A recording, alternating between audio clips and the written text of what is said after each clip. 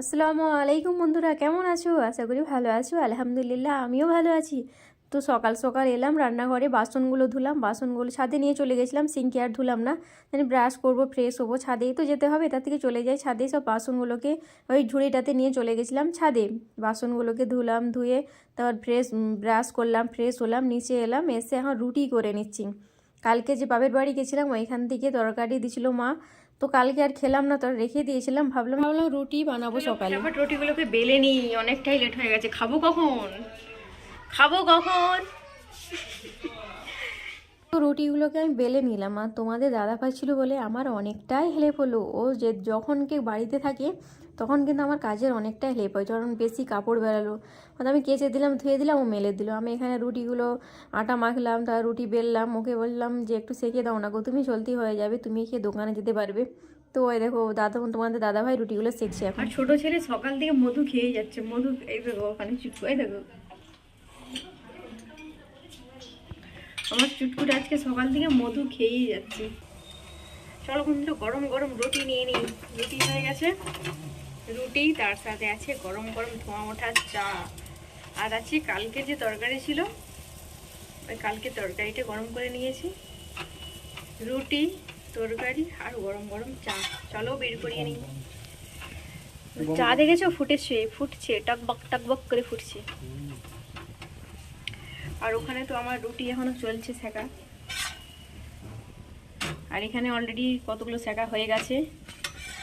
চলো এইগুলো কি এখন প্লেটে নিয়ে নিই তারপরে।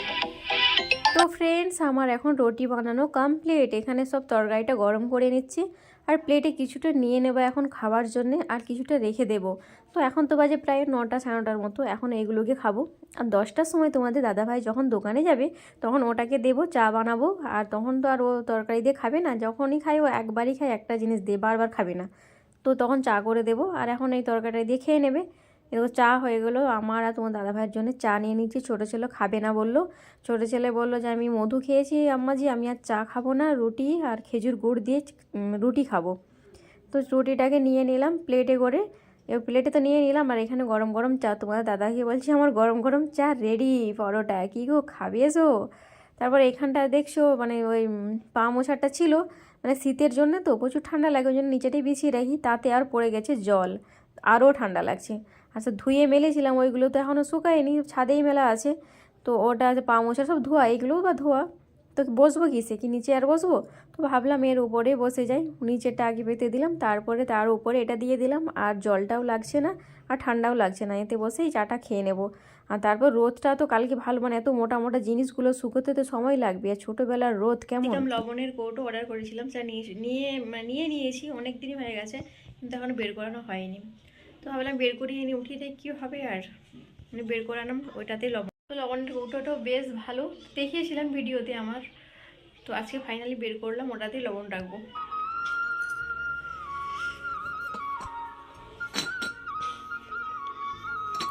চলো ওই রুমে নিয়ে যাই। এই যে মানে ক্যাপসিকামে লবণের কৌটোটা নিয়েছি আমি, মানে অনেকে বলে যেটা দেখায় এক, একটা দেয় আরেক, কিন্তু না গাইস, আমি যে নিয়েছি অনেক কিছুই কেনাকাটা করেছি, তো সেম টু সেম এসেছে, যেমন দেখেছি তেমন এসেছে। এই যে লবণের কৌটো আছে, তো এটাতে কি করবো, যখন বড় প্যাকেট আনা হবে না তখন ওটাতে ঢেলে রেখে দেবো। আর প্রত্যেক দিন ব্যবহার করার জন্য ওটাতে ছোটো লবণের কৌটো আছে, ওটাতে প্রত্যেক দিনের জন্য ব্যবহার করবো, কেন এত বড়টা তো সবসময় ব্যবহার করা যাবে না। এটাতে বেশি করে ঢেলে নেবো এটাতে প্যাকেটটা, আর এটা যে আছে এটাতে প্রত্যেক দিন ব্যবহার করার জন্য, প্রত্যেকদিন ইউজ করার জন্য এটা এখান থেকে একটু নিয়ে নেব। তো ভাতের জন্য নিয়ে নিলাম চালটাকে ভালো করে ধুয়ে তারপরে ভাতটা বসাবো।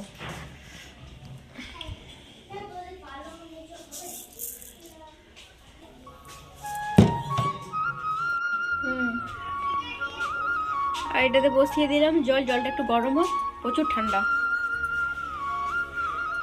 চলো চালটাকে ধুয়ে নিই।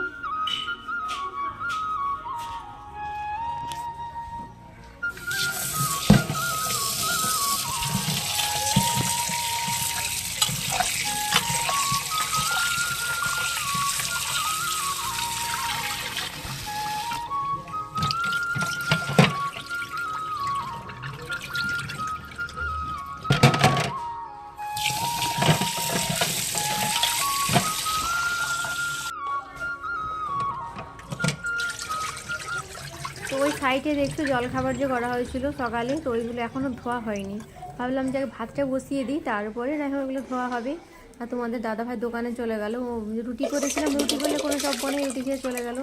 আমার মাথায় ওটা আগে মানে যখন সেই চালটা ছিল প্রচুর ফুটতো, এই কয়েকদিন তো খেয়ে যেতেই পারতো না দোকান। ভাত হতে হতে 10:30 11টা বেজে যাচ্ছে। আর আমাদের উঠতে ব্রাশ করতে বাসি কাজ সারতেই দেরি হয়ে যাচ্ছে, ভাত মানে চা খেয়ে চলে যেত দোকান। তো বসিয়ে দিলাম। এই চালটা কিন্তু অনেকই ভালো।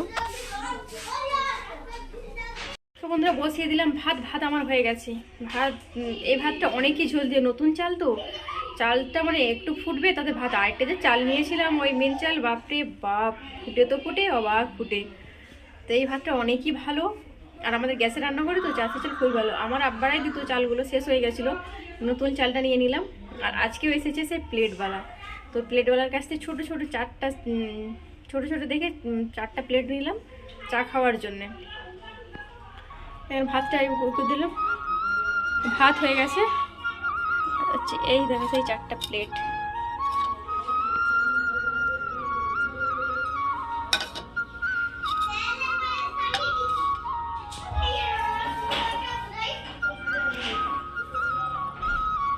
কেমন লাগছে?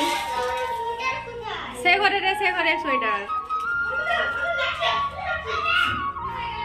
প্লেটগুলো ভালো, বেশি বড় সাইজে নিয়েছিলাম, এই ছোট ছিল না, তো ছোট নিলাম 4টা। তো গাইস প্লেটগুলো কেমন লাগলো তোমাদেরকে আমাকে কমেন্ট করে জানিও।